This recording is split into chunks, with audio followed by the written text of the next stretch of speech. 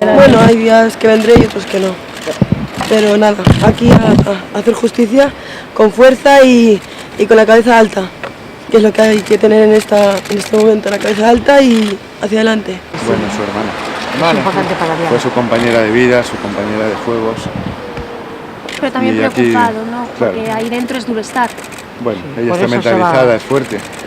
Y simplemente quiero que sí que quede constancia Ella quiere de estar que aquí. no solamente Diana se fue, todos hemos muerto un poco con ella. Y importante, la prisión permanente revisable, porque si a esto, a esta barbaridad, a esta brutalidad de este presunto bestia, no damos prisión permanente revisable, ¿a qué vamos a dar prisión permanente revisable en este país? Esa fue nuestra intención, las citamos precisamente para observar cuál es la pauta de conducta de él, ¿no? Y por tanto los perfiles de las víctimas y sobre todo el modus operandi.